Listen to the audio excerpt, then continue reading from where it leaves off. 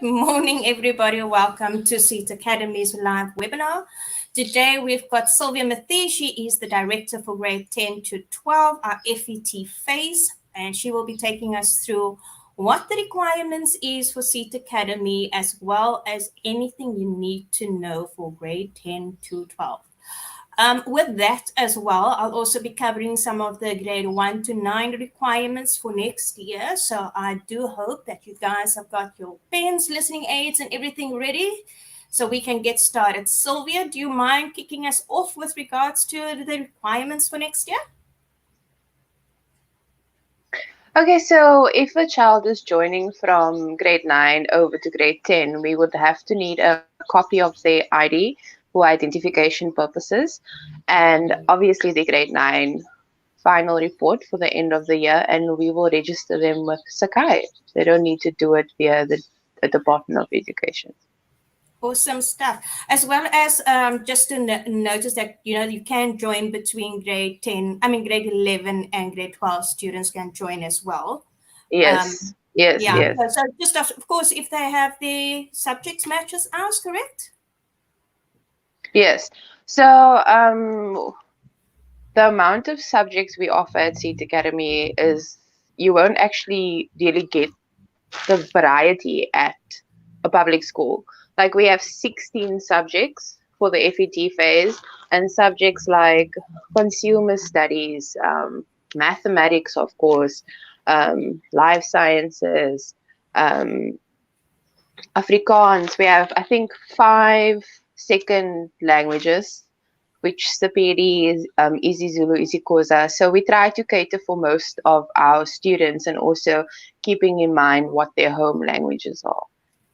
Yes, and then also we, I know for the fact that we don't do CAT and IT. Those are quite difficult subjects to be doing online on a home platform base. So if you say, for instance, let me take consumer science. Okay, I mean, that is obviously a topic that needs to be done on cooking, I think. Correct me if I'm wrong there. Yes. So how do they actually do that, consumer studies? Do you know how they do that? Yes, so the consumer studies teachers are actually very creative when it comes to those type of things. Like, they use different methods, like actually recording themselves cooking, uploading it to Google Classroom, or just joining a live session and showing the final product, and so on and so forth. So it's actually really interesting how creative our teachers are getting to try and implement like these difficult subjects that we have to an online platform. It's actually very, very cool if you actually sit in those classes and see it yourself.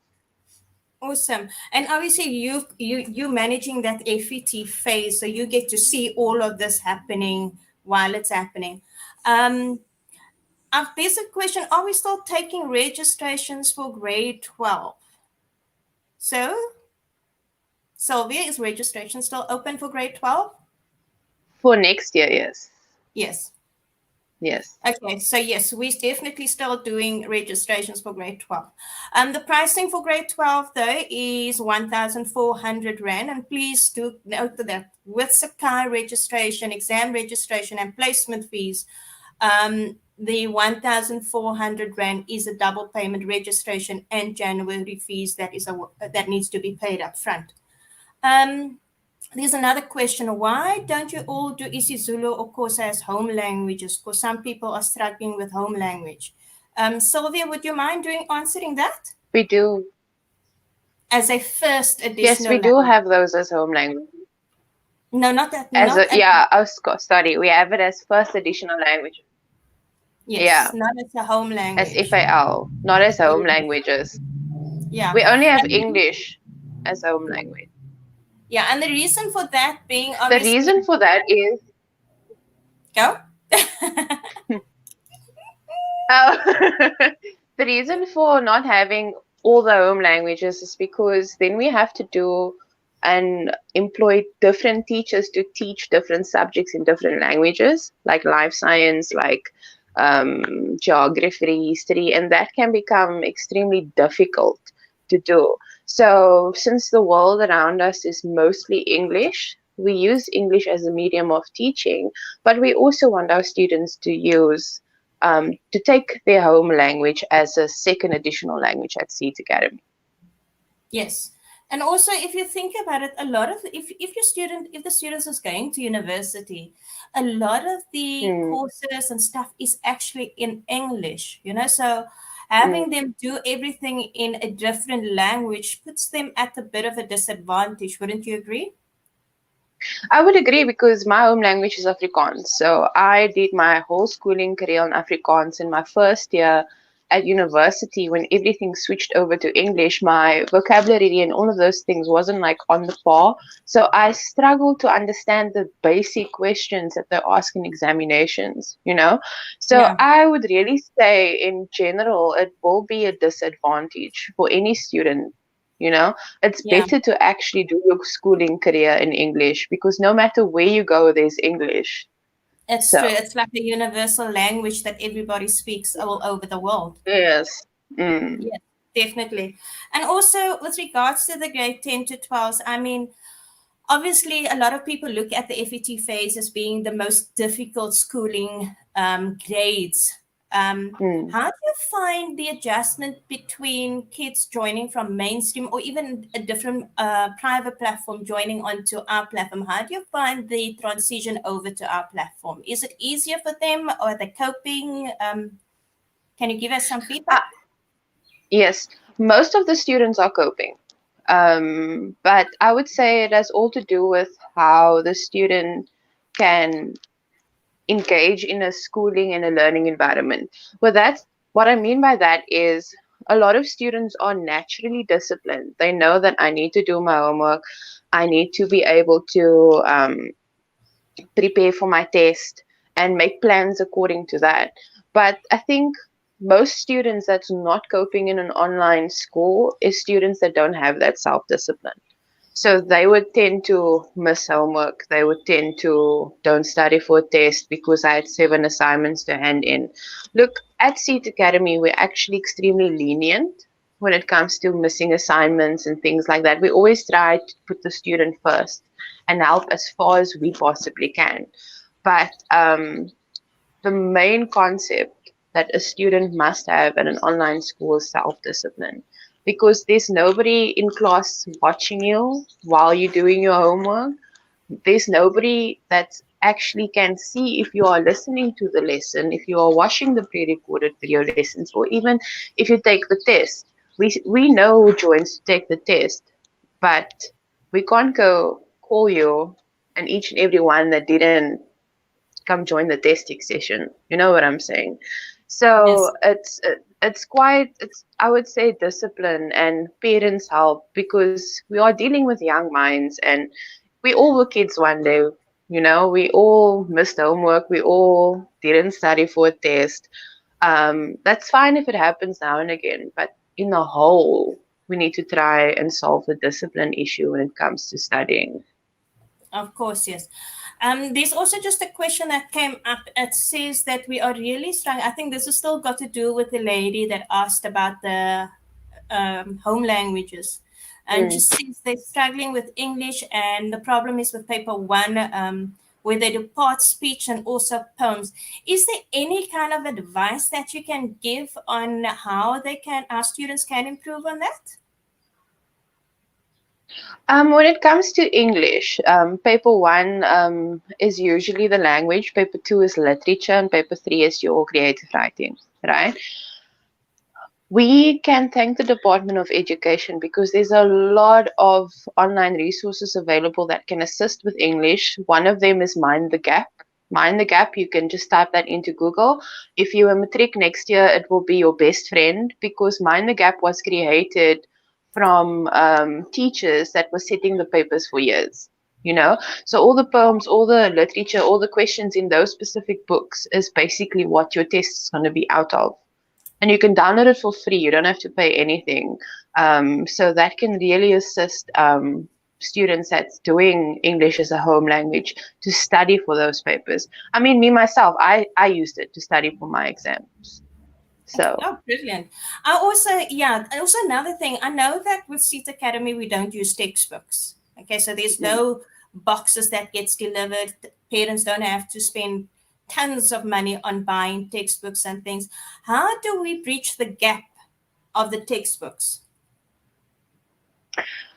We do it in a variety of ways, depending on the teacher's teaching style. So, for example, I am the math and physical science for Seat Academy, teacher for Seat Academy. So, what I like to do is I like to put together like a whole stack of notes and different sources. So you will find 7 different textbooks on my classroom, but all of them convey the same information, just differently depending on your learning style. Okay. Some teachers actually summarize notes and give it out to the student in note packs. So by the end of the year, you will have 10 note packs, and that is your entire textbook. So the reason why they do that is because we also need to take in consideration copywriting of textbooks. So I can only give textbooks to my students that I find that is free to everyone. I cannot go and say, okay, here is an answer series textbook without following the copyright procedures of that textbook. Yeah, no, that is quite important. I mean, I always advise when I do the registrations, I always tell parents, the Department of Education is your best friend when it comes to free resources. You can get everything online there. I just want to say quickly, I'm going to skip one question and I'm going to put this one up here. How much data do we really need for Google Meet? I mean, I know from my point of view, I use a lot of data when I work on a monthly basis. But for an average student, do you know about what will be used? Okay, so I have quite a bit of experience with different networks. It really depends on what network you are on. MTN, Vodacom, Cell C, whatever the case might be. You get, like, for example, Telkom. This is just an example. You get Telkom data SIM cards where you can, I think you pay 100 Rand and then you get like 40 gigs day and night. I can't exactly say how much data the Google Meet will take because it all depends on the bandwidth, right? So I can't say, look, you need at least 2 gigs of data to stream a 30-minute class. Okay, so the best way to go for it is to go for your uncapped Wi-Fi, so that you can have access to your work whenever you need it. And also uncapped Wi-Fi you can find at libraries. You can also go to the library to join your class. You can type your question in the chat box. You don't have to speak to the tutor if you're not in an environment that allows you to do so. So there's many ways around the data issue. A bunch of my students, even sometimes when it's raining or the signal's very bad at home, they go sit at cafes, for example, and just drink a coffee while they're in class. So libraries, any place where there's open Wi-Fi can also assist. I don't go to the classes, but I mean, I work online every day. So what I do is, like, if I do need to get out of the house or I need to be somewhere, it's very easy for me to go sit at a mall and just, change of scenery also helps, with that. And I must say, with the Telkom, even though the data is affordable, as you mentioned, the 99, I also find the Telkom LTE Wi-Fi with a little box Wi-Fi router, those are also quite affordable because they are like, what do I pay? 149 for 20 gigs, but I mean it's a Wi-Fi router, which is actually stronger. So for me personally, I would go with Telkom. But I mean, I've got several other things in place at home so that if the one goes off, then the other one. Yes. You have to. If you're an online teacher, you have to. Yes, you've got to go all angles because if a one go, okay, no, wait, this one is going to jump in. Yes, so yes. Even as tutors and as back end for myself, we've had to go through the same thing as well, even with load shedding and stuff like that. Oh, load shedding. I know we've had our fair share of those. I just want to answer this one question with regards to registration. So registrations are still open for 2022. Like I said, register as soon as possible. Depending on the grade, that will determine the registration amounts that you guys need to pay. But please do so as soon as you can. Okay, this one is for you, Sylvia. Do you all have economic, business, history, and geography, as well as math lit? And can I do 8 subjects? And where do you take the matric, the certificates as well?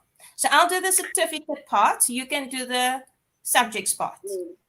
Yes, we do offer all of those subjects in matric.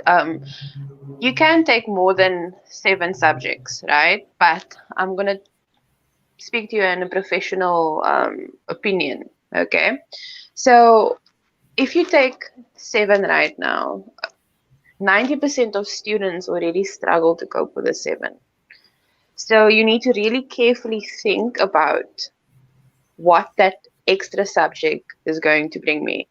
To put it in simpler terms, remember subjects like math, even business, economics, geography, a lot of the coursework is from grade 10 till grade 12. So everything you've learned in grade 10 and 11, you can't forget for grade 12. So it's a huge load of information you need to take over to the next grade to be able to do the subject, you know? So I would say, yes, you can, but don't do it. Don't take an extra subject. I guess you're 100% sure that you can cope with that extra subject, yes. And just with regard to, with the matric exams, obviously the matric works a bit differently from our normal grade 10 to 11 exams, which they do at home and online, all right? With the matric final exams, and at the moment there has been no changes made to the preliminary exam. So until that comes into effect, technically the prelims is also being done at home, unless they change that. Yes. So with the matric certificate, Sakai would normally give us a list of venues within the areas that you are staying in. And from that, you will choose which venue, which we will book in advance. And then when you write the exams, the matric certificate will be delivered at the venue that you wrote your exam. So you don't have to worry about having to pick your certificate up in Cape Town and you perhaps in KZN. You'll collect your certificate at the center that you wrote your exam. So it just complicates all of that. And that is the only exam that is a sit-down exam, is the final examination there. All right then? Yeah. Good morning, Mr. Dokratz. Finally meet. Well, I can't see you, but I'm glad you can see me. Okay. Okay, yes, one more question I didn't see. Let me see what it is. I think we covered this earlier. Would you need stationery maybe? Because I know the textbooks, we said that there's no textbooks required. Is there any stationery that you can just mention offhand that would be required? Yes.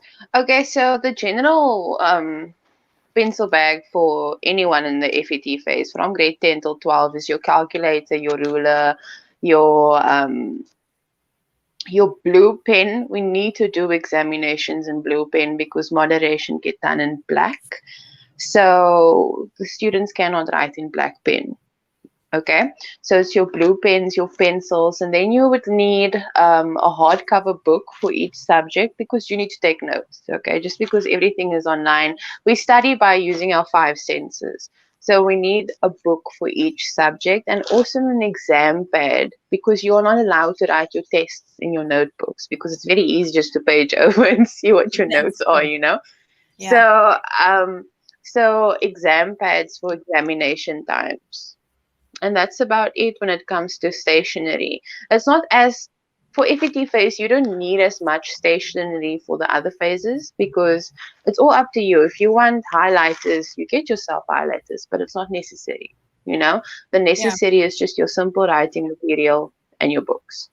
And your math set, I would assume, because obviously a math set is important for maths, right? The math set is actually being used in the lower grades.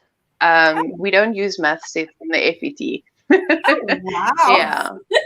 I learned something new today. Yeah, the math in from grade 10 till 12 is a bit more complex. So you don't get to draw circles as much anymore. Or if you draw a circle, doesn't have to be a perfect circle. It can just be a rough one. Depends on what's going inside the circle and outside the circle for the angles and so on. So math sets is for younger grades. It's not for 10 to 12. All right. Never knew that one. I thought the harder the maths, the more difficult the tools become, but clearly not.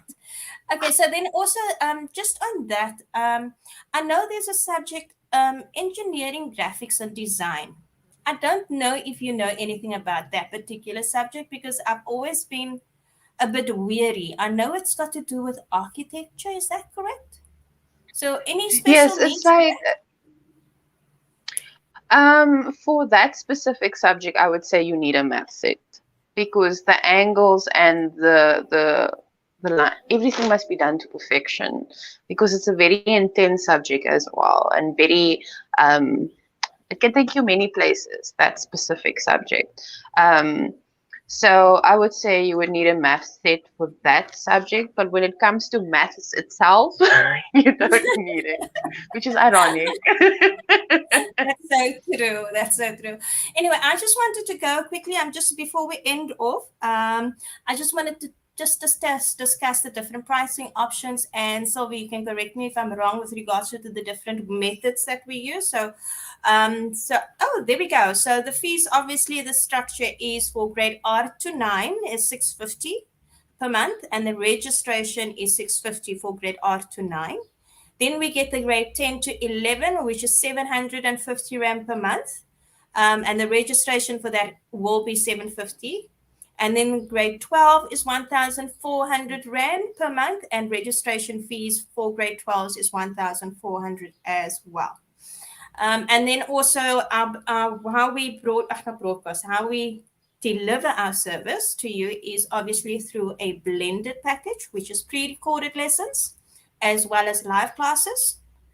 Um, and we've got a platform called Google Classroom. On Google Classroom, we've got everything that the student would need, homework, assignments, classwork.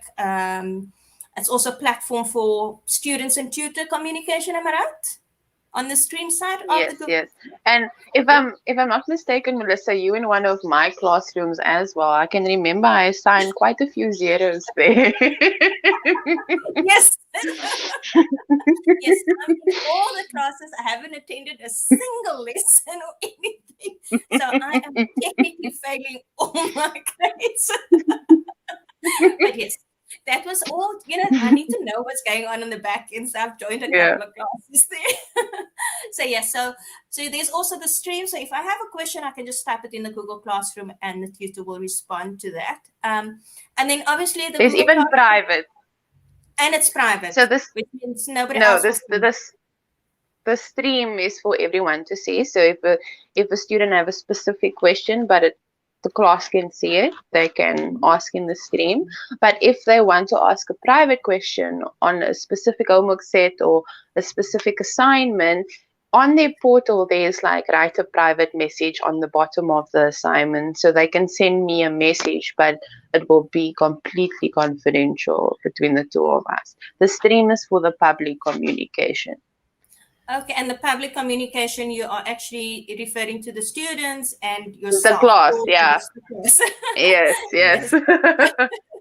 And then obviously we've got the WhatsApp groups that we've got going, which is fantastic because I always find, there's a lot of platforms, but there's nothing where parents and students can actually communicate with each other. And we've got the WhatsApp groups specifically for those, which I Yes. find is absolutely amazing. And then, okay, here's a question. When do we start giving access to Google Classroom? Okay.